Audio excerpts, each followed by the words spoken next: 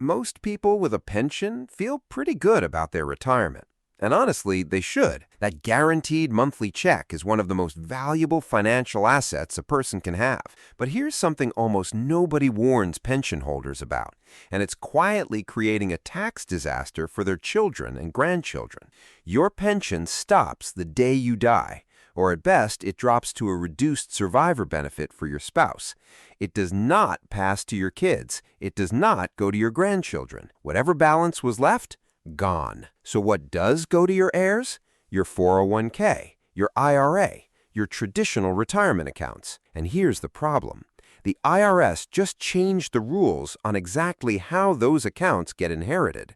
Starting in 2025, the final regulations from the Secure Act are now fully enforced. What they mean for most adult children inheriting a 401k or IRA is this. They have exactly 10 years to empty the account, not spread it out over a lifetime. 10 years, with annual required withdrawals built in. Now imagine your child is in their 50s, still working, earning a solid income. They inherit your $420,000 traditional IRA. The IRS says they must pull out roughly $42,000 every single year for 10 years. That $42,000 gets stacked on top of their own salary, and suddenly they're paying 24% federal income tax on every dollar of that inheritance, sometimes 32%. Run the math. That's up to $100,800 in federal taxes alone, from money you already paid into for decades, from accounts that were meant to be a gift. The good news? This is completely preventable, and it starts with one strategy that most pension holders have never been told to use because their financial advisor is focused on their retirement, not their children's tax bill. That's what this video is about. Stay with me. Today we'll cover 3 things. First, the Secure Act's 10-year rule in plain English and exactly how much it could cost your children. Second, why pension holders specifically are sitting on the perfect opportunity to fix this. And third, the exact strategy that could save your family anywhere from $50,000 to over $100,000 in unnecessary taxes. Stay until the end because that's where the real planning happens. Section 1. The rule that changed everything. Before 2020, there was a strategy called the Stretch IRA. When your adult child inherited your traditional IRA or 401k, they could stretch withdrawals out over their entire lifetime. A 50-year-old could take small amounts every year for 30 or 35 years, keep the money growing, pay taxes slowly, in small, manageable pieces. Congress saw that as a loophole, so they eliminated it. The Secure Act of 2019 ended the Stretch IRA for most non-spouse beneficiaries, and the final IRS regulations, which took full effect in January 2025, are now actively enforcing the replacement, the 10-year rule. Here's how it works.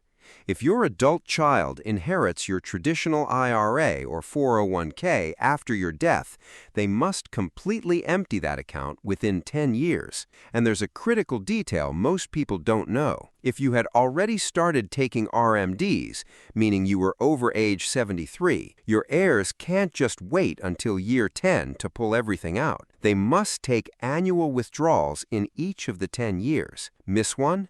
The IRS penalty is 25% of the amount that should have been withdrawn. Not a slap on the wrist. 25%. Let me give you a real picture. A retired couple, both in their late 60s. One spouse has a pension paying $2,600 a month. They also have a traditional IRA with $420,000. They feel secure. They never touch the IRA because the pension covers their expenses. When they both pass away, that $420,000 goes to their adult daughter. She's 52, a nurse, earning $74,000 a year. Under the 10-year rule, she must withdraw about $42,000 from the inherited IRA every single year. That sits on top of her $74,000 salary. Her total income becomes $116,000. She's now paying 22 to 24% on most of those inherited withdrawals. Over 10 years, she pays more than $90,000 in federal income taxes on that inheritance. State taxes could add another $15,000 to $30,000, depending on where she lives. The parents never intended for the IRS to take nearly a quarter of what they left behind. But that's exactly what happens when nobody plans for this. This isn't a mistake the parents made. Nobody told them. Your HR department didn't send you a memo. Your pension administrator didn't flag it. Most financial advisors are still focused on growing your balance, not on what happens to it after you're gone. Now you know, and knowing this early gives you enormous power to change the outcome. If this is making sense, hit the like button. It helps more people find this. Drop a comment with your questions. I read every single one and I'll reply you as soon as possible. Section 2. Why pension holders are most vulnerable and best positioned to fix it. Here's the part that surprises most people. Pension holders are actually more likely to leave their children with a large, taxable, inherited IRA. And the reason is simple. When your pension covers your essential expenses every month, you don't need to touch your 401k or IRA. You let it sit. You let it grow for years, sometimes decades. A retiree without a pension is often forced to withdraw from their IRA regularly just to cover groceries and utilities. By the time they pass away, the account has been significantly drawn down. But a pension holder, their IRA keeps compounding untouched. A $420,000 IRA at age 65, growing at 6% annually, reaches over $750,000 by age 78, an account that was never touched because the pension covered everything. That's a larger inheritance and a larger tax bill. The very thing that makes a pension feel secure is what turns the IRA into an inheritance tax bomb. But here's the flip side. Pension holders are also in the single best position to fix this problem, and the window to do it is sitting right in front of you. Section 3. The pension holder's unique advantage, the Roth conversion window. A Roth conversion means taking money from your traditional 401k or IRA pre-tax money, moving it into a Roth IRA, and paying the income tax now at your rate, instead of letting your heirs pay it later at theirs. When your heirs inherit a Roth IRA, they still fall under the 10-year rule. They still must empty the account within 10 years. But here's the difference that changes everything. Withdrawals from an inherited Roth IRA are completely income tax-free as long as the Roth account had been open for at least 5 years. Every dollar comes out tax-free. No ordinary income tax, no bracket creep, no $90,000 going to the IRS. Zero. Let's compare side by side using real 2025 tax numbers. Scenario A. You leave your adult child a $420,000 traditional IRA. They're in the 22 to 24% bracket. Over 10 years of required withdrawals, they pay roughly $90,000 to $100,000 in federal income taxes, plus state taxes. The net inheritance is around $320,000 or less. Scenario B. During your lifetime, you convert that $420,000 to a Roth IRA in gradual annual steps. You pay taxes at your rate, which for most pension holders is 12% or 22%. Then you pass away. Your child inherits a Roth. They withdraw over 10 years.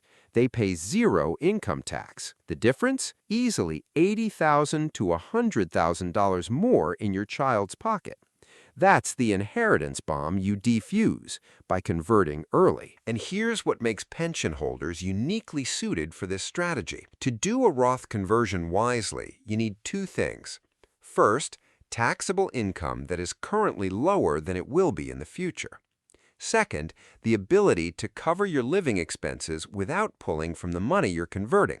Your pension checks both boxes perfectly. Your pension covers your monthly expenses. You don't need to touch your IRA for groceries or utilities. That means you can convert $30,000 to $50,000 per year into a Roth, paying 12% or 22% without disrupting your lifestyle at all. Compare that to a retiree without a pension. They're already pulling money from their IRA to live. If they convert on top of that, their taxable income spikes into the 24% or 32% bracket. It becomes less attractive or even counterproductive. Your pension is the financial floor that lets you act strategically instead of reactively. Some financial planners now describe the period between retirement and age 73, before RMDs begin, as one of the best tax environments in a retiree's lifetime for Roth conversions. For pension holders specifically, that window is even more powerful. Here's the urgency. If you're already past age 73, your RMDs are mandatory. Those required withdrawals count as income every year and limit how much you can convert before crossing into a higher bracket. The window doesn't close entirely, but it gets narrower and more expensive with every year you wait. Section 4. The 3 mistakes pension holders make that lead directly to this inherited tax problem. None of them are the pension holder's fault. All 3 happen because no one connects these dots for them. Mistake 1. Assuming the pension protects the whole family. Your pension protects you and your spouse while you're alive. After that, it stops. Your 401k and IRA are the only accounts that actually reach your children. Mistake 2. Never withdrawing from the IRA because the pension covers everything. This feels responsible, but it allows the IRA to grow into a larger and larger future tax bill for your heirs. Mistake 3. Not doing Roth conversions because your taxes are already low. Low taxes now are exactly the reason to convert now. The goal isn't to avoid taxes for yourself. The goal is to pay at your lower rate today so your children don't pay at their higher rate later. Don't let this be another video you watch and forget. Here's exactly what I want you to do this week. Step 1.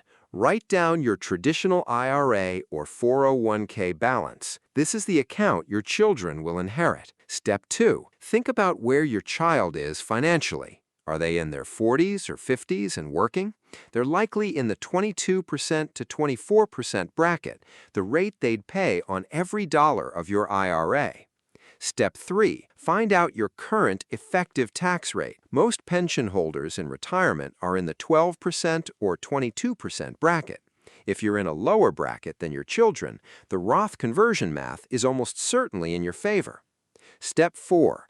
Talk to a CPA, not just a financial advisor, about running a multi-year Roth conversion plan before age 73. Ask specifically how much you can convert each year while staying within your current bracket. Before you go, do you have a pension, and have you ever thought about what happens to your IRA when it passes to your kids? Did you even know about the 10-year rule before this video? Drop your answer in the comments. Tell me your age and your situation. I read every single one, and I'll give you a more specific response. A lot of people in the same boat are reading these comments, and your question might help them too. If this video opened your eyes to something your financial advisor hasn't mentioned yet, please subscribe. The next video is right here on screen, and it covers mistakes that most of the retirees make in retirement. Thanks for watching. Take care of yourself and take care of your family.